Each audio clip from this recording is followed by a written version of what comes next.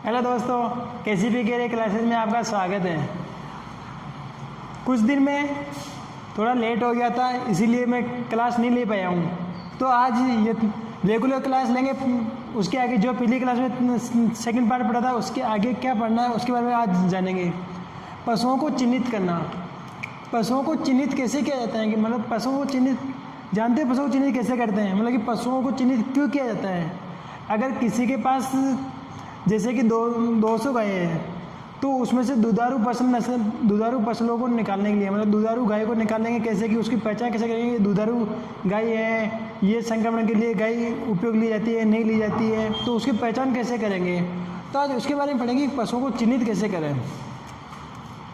पशुओं को चिन्हित करना। पशुओं को चिन्हित करने की उम्र है 1 से 2 सप्ताह या 7 से 14 दिन। जैसे ही बच्चा पैदा होता है तो उसके 1 से 2 सप्ताह या 7 से 14 दिन बाद में ही पशुओं को चिन्हित करना चाहिए, ताकि उनके कुछ प्रॉब्लम नहीं हो। अगर बड़े होने वाले अगर उनमें पशुओं को चिन्हित करेंगे तो उनको दर्द होगा, बहुत दर्द होता है। तो पशुओं को चिन्हित करने की विधि है, पहली है टैटूइंग, हिंदी में कहते हैं इसे गोदना। ये विधि गाय भैंस में अपनाई जाती है। कौन सी? टैटूइंग विधि गाय भैंस में अपनाई जाती है। ये विधि पशुओं को चिन्हित करने की सबसे उपयुक्त विधि है। क्वेश्चन पूछते हैं कि पशुओं को चिन्हित करने की सबसे उपयुक्त विधि कौन सी है? टैटूइंग, गोदना। ये गाय भैंस में अपनाई जाती है। दूसरी है बडिंग या दागना। बडिंग या दागना ये भी गाय भैंस में अपनाई जाती है। ये विधि कैसे अपनाई जाती है? ये अस्थायी रूप से होती है, क्योंकि इसको गर्म छड़ी जैसे गाय होती है तो गर्म छड़ करके उसके फुट्टे पे लगाया जाता है। फुट्टे पे लगाया जाता है ताकि उसके चिर हो जाए, लेकिन ये कुछ समय तक ही रहता है। 1-2 महीने में ये मिट जाता है, ताकि वह अस्थायी हो जाती है। तो ये विधि भी उपयुक्त नहीं होती है। ईयर नोचिंग मतलब हिंदी में कहते हैं कान काटना। ये विधि सूअर में अपनाई जाती है। ये क्वेश्चन बहुत बार जेट में कंपटीशन एग्जामों में इनमें पूछा हुआ है। तो ईयर नोचिंग क्या होती है? ईयर नोचिंग मतलब कान काटना, जो कि सूअर में अपनाई जाती है। फिर नेक्स्ट विधि है पेंटिंग, रंग लगाना। भेड़ बकरी में रंग लगाना, जैसे कि ये दीपावली के दूसरे दिन पशुओं को ले जाते हैं और फिर उनको रंग लगाते हैं ताकि वह पशुओं को सही हो सके। फिर 5वीं विधि है टैगिंग, छल्ला डालना। ये विधि होती है मुर्गी में अपनाई जाती है। ये विधि मुर्गियों में अपनाई जाती है। छल्ले क्या होते हैं? जो प्लास्टिक एल्यूमिनियम की जो रिंगिंग होती है, जो मिट्टी की तरह रिंगिंग होती है, जो छल्ले होते हैं उनको मुर्गियों की टांग में फंसाई जाती है, उसे टैगिंग कहते हैं। टैगिंग या छल्ला डालना कहते हैं। फिर ये तो छोटा सा टॉपिक है, पशुओं को चिन्हित करना। ये इसमें से क्वेश्चन हर बार पूछते हैं कि पशुओं को चिन्हित कैसे किया जाता है, कौन सी सबसे उपयुक्त विधि है। सबसे उपयुक्त विधि टैटूइंग या गोदना है, गाय भैंस में अपनाई जाती है। बडिंग या दागना गाय भैंस में अपनाई जाती है, लेकिन ये अस्थायी विधि होती है। ईयर नोचिंग ये सूअर में अपनाई जाती है।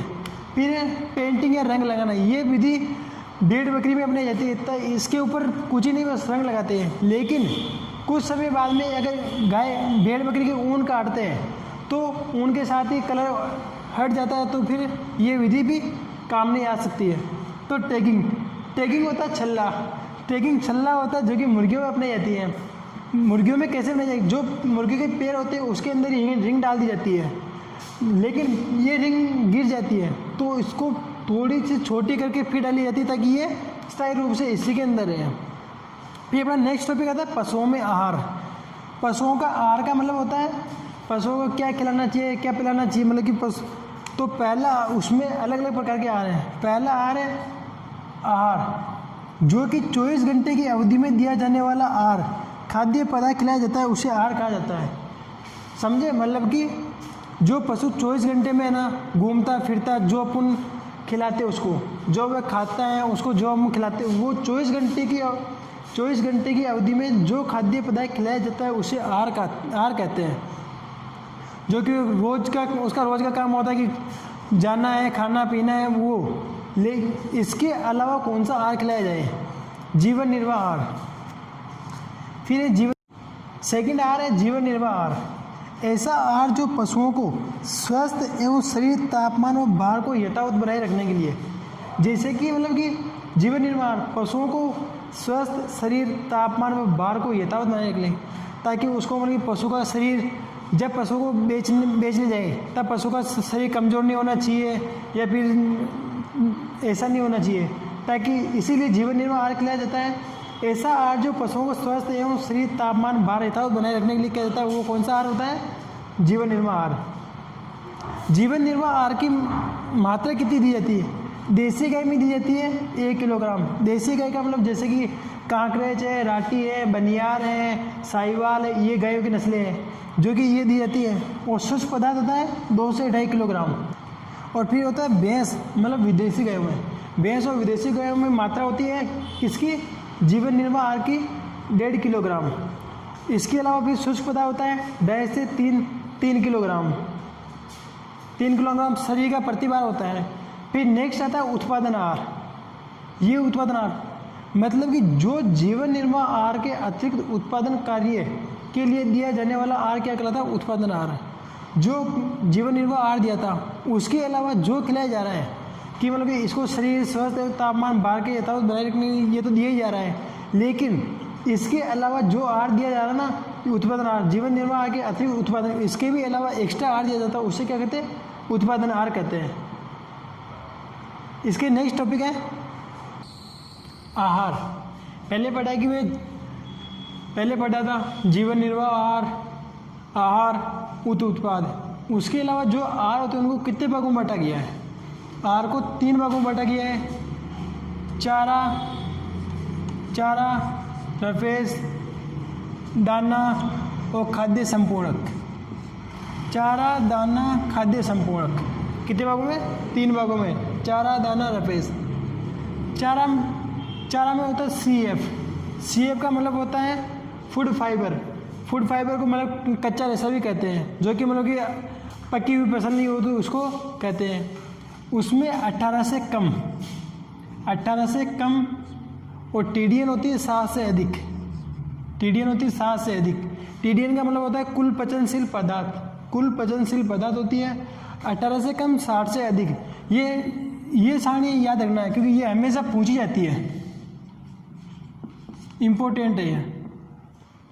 इसका कुल कितना भाग दिया जाता है? चारा का मतलब कि पशुओं को कितना भाग दिया जाता है? 2/3 भाग दिया जाता है। 2/3 भाग दिया जाता है। फिर दाना आता है। दाना में 18 से अधिक 60 से कम दिया जाता है। मतलब कि CF फूड फाइबर कितने देते हैं? 18 से अधिक और 60 से कम TDN। इसका 1/3 भाग याद किया जाता है। तो इसको याद करने के लिए होती है 21/33। 21/33। तो क्वेश्चन पूछते हैं कि चारे का कितना भाग दिया जाता है? तो 2/3 भाग और दाने का 1/3 भाग। तो 21/33 याद रखना है अपने को, तो बस सीधा सिंपल फंडा है। फिर आता है खाद्य संपूर्ण। खाद्य संपूर्ण में एंटीबायोटिक है, विटामिन अम्ल है, खनिज है, मतलब कि नाइट्रोजन, न्यूट्रन, प्रोटॉन वे होते हैं जो दिया जाता है। एंटीबायोटिक में मतलब कि जो भी विषाक्तता दवाइयाँ होती वो दी जाती है इसमें, जो कि मतलब नीम की खलियाँ हैं ये दी जाती हैं। और फिर चारा और दाना को 2 भागों में बांटते हैं, हरा चारा और सूखा चारा। चारा तो जानते हो ना? पता नहीं कि भाई चारा भी नहीं जानते हो, जो कि मतलब कि मक्का होता है उनको सुखाया जाता है ना, उसे चारा कहते हैं। गीला किया जाता है उसे चारा कहते हैं। फिर चारा 2 प्रकार का होता है, हरा और सूखा। लगे रहो, बस पढ़ाई में लगे रहो, ज़िंदगी में कुछ ही नहीं पढ़ाई के अलावा। अगर ज़िंदगी पढ़ाई करके नौकरी लग जाओगे तो वाह वाह हो जाएगी। कंटिन्यू करते आगे। हरा और सूखा। हरा चारे में नमी की मात्रा होती है 60% और इसमें होती है 10%, 10 से 50%। इसमें 10 से 50% मात्रा होती है। और इसमें हरा चारे कितना भाग भी दिया जाता है? 1/4 भाग दिया जाता है। हरा चारे कितना भाग दिया जाता है? 1/4 भाग। और सूखा चारे का 3/4 भाग दिया जाता है। तो इसकी भी शॉर्ट फॉर्म है 13/44। 13/44 मतलब कि समझ गए? ये अपना फंडा नीचे लगाना है। हरे में तो है 1/4 और सूखे में है 3/4। ठीक है, ये फंडा लगाना याद रखने के लिए ट्रिक्स है, क्योंकि ये पूछते हैं हमेशा जेट में। ये jet ICAR BHU plus agriculture supervisor, इनमें ये सबसे ज़्यादा पूछते हैं। इन चारों एग्जाम में ये आर की मात्रा पूछते हैं। आर कितने प्रकार के होते हैं, चारा, रुपये, दाना, खाद्य समूह, कितनी मात्रा होती है। 18 से अधिक, 60 से कम, और दाना भी 18 से कम, 60 से अधिक। ये एक वीडियो 3 भाग, ये अपने 21 वीडियो 33 याद रखना अपने को। तो फिर डिवाइड कर देना अलग अलग। फिर आता है चारा, दाना को कितने भागों में बांटा गया है, प्रोटीन और कार्बोहाइड्रेट। प्रोटीन कार्बोहाइड्रेट जानते हो, प्रोटीन सबसे ज़्यादा किसमें मिलती है, दालों में, पल्सेस होती है। फिर प्रोटीन को 2 भागों में बांट रखा है, पशु जनित, वनस्पति जनित। मतलब कि पशु जनित जिसमें जानते हो कि मछलियों की हड्डियाँ होती हैं, उनमें उसके कांटे होते हैं, ब्लड होता है उनके, हड्डी चूर्ण, रक्त चूर्ण, मछली चूर्ण। मछली जो कि मछली की हड्डियाँ होती हैं उनको पीस कर पशुओं को खिलाया जाता है, और ये हड्डी चूर्ण होती है, उनकी हड्डियाँ होती हैं, उनको पीस कर वापिस इनको खिलाया जाता है। फिर वनस्पति में आती है अपनी मूंगफली की खलियाँ हैं, सरसों की खलियाँ हैं, ये खिलाई जाती है। तो कार्बोहाइड्रेट सबसे ज़्यादा इसमें मिलती है। फिर आती है अपने वनस्पति में। फिर कार्बोहाइड्रेट 2 प्रकार के होते हैं, पूर्ण दाना, उत्पाद। पूर्ण दाना में गेहूँ, मक्का, ज्वार, बाजरा, उनके दाने होते हैं जो पशुओं को खिलाए जाओ और उनमें हष्ट पुष्ट करते जाओ। फिर उत्पाद दलहन चूरी का मतलब क्या होता है, जो कि दलहन चूर्ण मतलब कि ये होती है ना अपने चना है, मोट है, अरहर है, उनका दलिया खिलाना चाहिए। उनका जो भूसा होता है वह खिलाना चाहिए। और गेहूं का चारा खिलाना चाहिए, जिसे अपन मारवाड़ी भाषा में खाकला कहते हैं। तो ये है आहार के प्रकार। तो एक बार वापिस रिवाइज करता हूँ। 3 प्रकार के होते हैं, चारा, दाना, खाद्य संपूरक। चारा को इंग्लिश में कहते हैं रपे, जो कि 18 से, इसमें CF होता है 18 से कम, और TDN होता है 60 से अधिक, और दाना होता है 60 से अधिक और 60 से कम। ये याद रखना बस, मोस्ट इम्पोर्टेंट इसमें ये और ये याद रखना अपने को कि इसमें कितनी मात्रा दी जाती है, कौन सा दिया जाता है। बस सीधा फंडा रखना, 21/33 और 13/44। आपको एग्रीकल्चर मोनू सर पढ़ा रहे हैं। मैं ये निवेदन करना चाहता हूँ आप सभी स्टूडेंट्स से कि अगर आपको जहाँ कहीं भी समझ में नहीं आ रहा हो, जो भी टॉपिक आपको समझ में नहीं आ रहा है, वो हमारे कमेंट बॉक्स में ज़रूर कमेंट करें। और प्लीज़ आपके लिए मोनू सर इतना मेहनत कर रहे हैं तो इनको कुछ श्रेय देना चाहिए।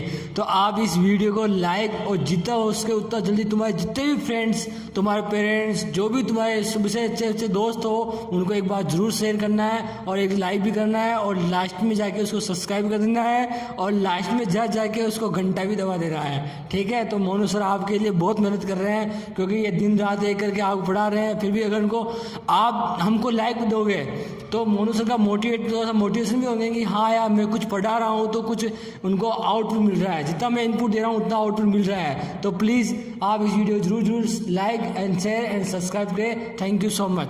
थैंक यू सोनू सर, आपका बहुत आभार है जो कि आपने मेरे लिए 2 शब्द कुछ कहे। नेक्स्ट टॉपिक अपना संरक्षित चारे है। संरक्षित चारे मतलब कि जो फसल होती है उसको फसल को जो इकट्ठा करके स्थान पे रखा जाता है सुरक्षित, उसे सुरक्षित चारे कहते हैं। जिसे साइलेज और इसे कहते हैं, साइलेज और तो साइलेज क्या होती है, इसमें अभी फसल की कटाई मतलब कि फसल का निर्वात वायुरहित स्थान पर रखा जाता है। साइलेज किसे कहते हैं, जहाँ मतलब वह फसल जिसे वायुरहित स्थान पर रखा जाता है उसे क्या कहते हैं, साइलेज। और फिर इसमें जो कि पुष्पन से पूर्व जो फसल अपने बुआ रखी है, तो उसके पुष्प आने से पहले और पुष्पन के समय, उन दोनों के बीच की अवधि में उसको काट कर वायुरहित मतलब कि उसको वायु की आवश्यकता नहीं होनी चाहिए, भंडारित करना चाहिए, जहाँ बिल्कुल भी वायु नहीं जा सके, तो उसे साइलेज कहते हैं। जो कि वह फसल पुष्पन से पूर्व या पुष्पन के समय छायादार स्थान पर रखा जाता है, उसे क्या कहते हैं, ये डेफिनेशन हमें पिछले सुपरवाइजर एग्जाम में पूछी हुई कि है क्या, छायादार स्थान पर रखा जाता है, सुखाकर भंडारित करते हैं, उसे कहते हैं। फिर इसमें अवयव कौन कौन से, उपयुक्त फसल। साइलेज के लिए सबसे उपयुक्त फसल है मक्का, और है के लिए रिजका और बरसिम। सबसे इम्पोर्टेंट है इसमें बरसिम।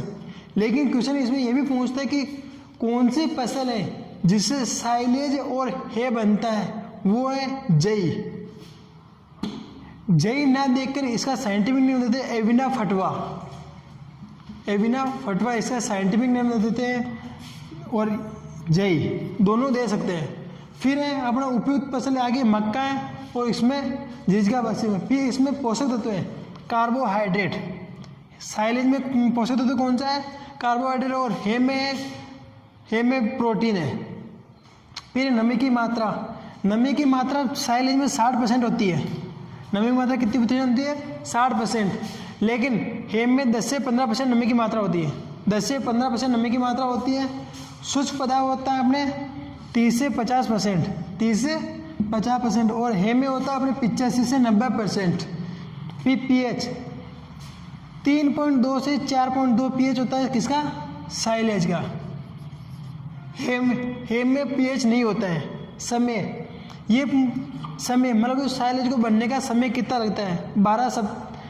12 सप्ताह मतलब कि 3 महीने।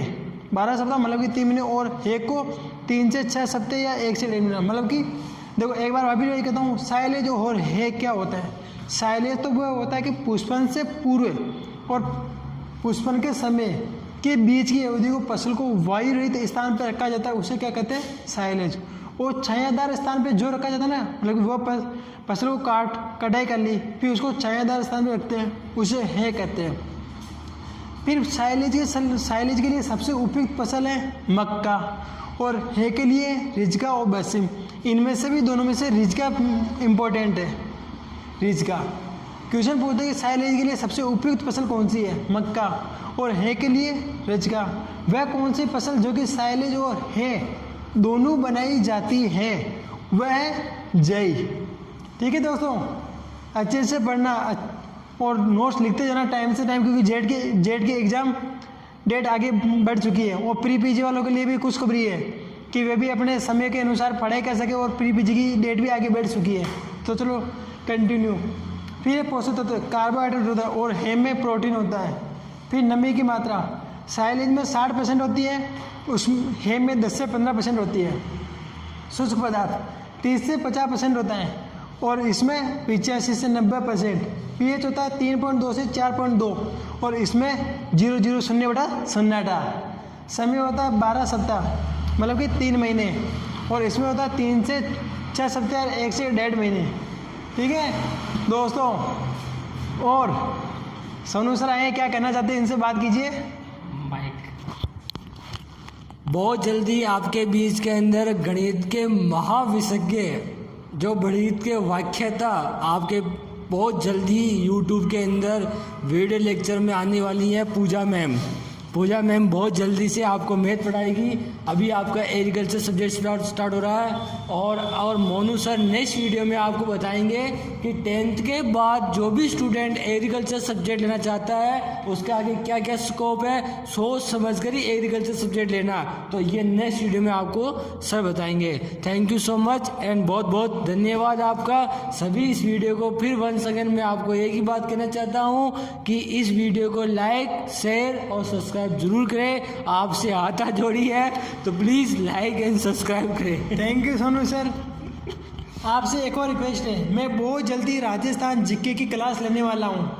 बहुत जल्दी राजस्थान जीके की क्लास लेने वाला हूँ। Patwari, Rajasthan police, RR assembly, JEE की जो भी स्टूडेंट तैयारी कर रहे हैं उनके लिए बहुत ही अच्छी खुशखबरी, क्योंकि बहुत जल्दी राजस्थान जीके की क्लास आने वाली शॉर्ट ट्रिक से। Thank you very much. Like करें, सब्सक्राइब करें और आपका आशीर्वाद रखें ताकि हम आगे बढ़ सकें।